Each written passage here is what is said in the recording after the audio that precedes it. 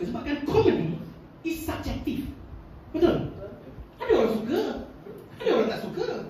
Kan? Kalau dia tak saya bagi apa? Bagi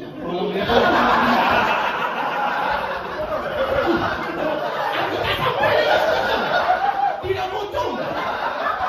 Dia jadi objektif.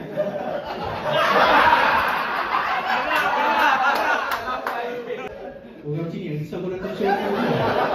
Aku buat pasal dia bagi orang Gen X, Gen Y, Millennial, Gen Z kan. Kau rasa saya Gen apa?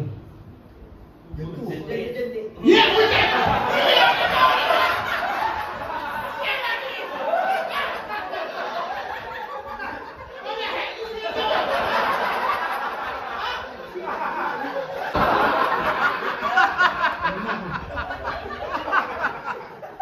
Kelakar gila. Confirm Bisu cikgu tu tak datang show.